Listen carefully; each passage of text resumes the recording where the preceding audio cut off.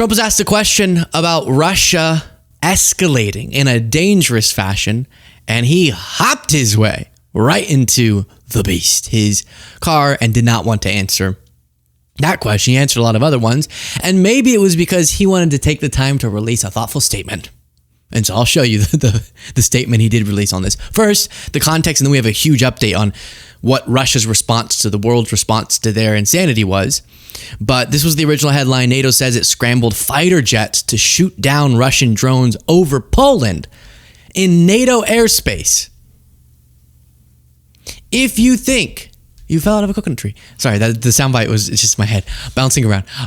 If you think that, if you're one of these folks who make me so upset now in MAGA after my trip to Ukraine, who lie about Ukraine constantly, and you act like it is at all in any way Ukraine's doing that this war is going on, and that it's, you know what, Putin probably really wants peace, but he just needs Trump to convince him. Whoops, now Trump can't convince him. But still, that's the weird part. They haven't shifted their analysis. They're like, but still, he probably really wants it, and it's Zelensky's fault. If you believe that, then what on earth does it do in our pursuance of peace to have Russia violating NATO airspace with dozens of drones? A massive provocation. More than a dozen Russian drones entered Poland overnight, prompting NATO to scramble fighter jets to shoot them down in what Western officials described on Wednesday as a dangerous escalation of the war in neighboring Ukraine. It's like Putin's going, oh, my defenders keep saying, all he wants is eastern Ukraine. He'd never go further, which, by the way, all he wants, you can't take over any portion of the sovereign country of Ukraine. But even so, he would never go further, even into Ukraine, into Kyiv, despite trying to do so before. But now he really won't, and he definitely won't go into Poland. He just showed, don't care about that. And after something that was terrifying, here's the Ministry of Foreign Affairs responding in Poland. Last night, Poland's airspace was breached 19 times by drones manufactured in Russia. The assessment of Polish and NATO air forces is that they did not veer off course, but were deliberately targeted. The Polish Air Force, assisted by our allies from the Netherlands, Italy, and Germany, shot them down. It's so scary. Truly. And so Trump rushed off. Didn't want to answer about it there. But that's because he was crafting a level-headed, presidential, sound of mind response in furtherance of peace. No. Trump instead responded, "What's with Russia violating Poland's airspace with drones? Here we go." Excuse me? Huh? That's it? Here we go. Oh, that's not helpful, bruh.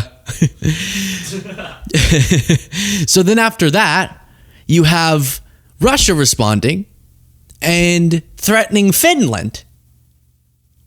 I don't have a Finland accent, but they responded by going, "What? Why us?" Kind of strange. Who is ever threatening Finland? Russia. While we continue through this, please do click the subscribe button if you appreciate the show. It's free, but it supports us algorithmically. It's a tough time. It's a really tough time to be doing a show like this, and I would appreciate your support in that way. So Russia follows up drone attack on Poland by threatening to destroy Finland. So Trump's "here we go" didn't exactly lower tensions. Russia's leadership is thinking about World War II as well, invoking the global conflict. In a statement from Dmitry Medvedev, deputy chairman of Russia's Security Council, Medvedev, who previously served stints as Russian president and prime minister, has been a staunch ally of current President Putin, obviously. In a social media post from the Russian Ministry of Foreign Affairs, Medvedev issued a stark warning to Finland about building a new Mannerheim line, referring to the Finnish defensive fortification built against the Soviet Union in World War II, saying that confrontation with Russia can lead to the collapse of Finnish statehood, this time forever. Unlike in 1944, no one will go soft on them this time. So threatening Finland, that's their response to this whole situation. Jessica Tarlov said, invoking Article 4, which NATO did, is no small thing. Russia's actively testing NATO. This is what many have warned. Russia won't stop at Ukraine. That's what a bunch of soldiers told me and civilians. And that event, just because we're trying to bring some silliness to this all, was during Trump's proud visit to a DC restaurant to say that National Guard's gotten everything under control. And we need to check in on the prosecutor in DC, Janine Pirro. What's the update, Janine? Hi, everyone. It is Hi. Whoa. Looks like she got kind of caught by surprise filming this video. Whoa, hi, I'm Janine Pirro. We got things under control. Thursday, September 10th in the nation's capital. Yeah. And I'm here to give you some stats from last night. 133 arrests last night in the district. 3 guns were taken off the street, bringing us to a total since the surge began of 2,310 arrests. So just a fun energy from Janine. A little bit. I don't know what you get it. She just I maybe was playing a round of tennis before they threw the phone up or something. And just a little bit disoriented. Hey, obviously Trump is authoritarian. He is attempting to do wild levels as he's talking about Chicago's going to realize why it's called Department of War, overreach and violations of states and all of that.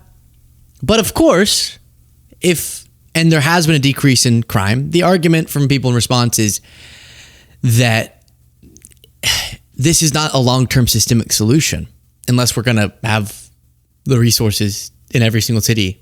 They never want to talk about red states, but to deploy the National Guards everywhere all the time and use the military in a way it was not intended to be used. But whatever guns they're getting off the streets, all right, good. I'm not opposed to that, but I am opposed to Trump's expansion of his own federal power. Kalen, the individual who incredibly brought me to the front lines in Ukraine, Kalen Robertson, said American soldiers roll out red carpet for Putin, and a month later he starts flying drones into NATO, appease dictator nations, and this is what you get. Yeah, it didn't work. It did not work. That is today's show. Thank you all so much for watching and listening. I know, a swing of emotions, but I appreciate all of you so much, and I'll talk to you next time.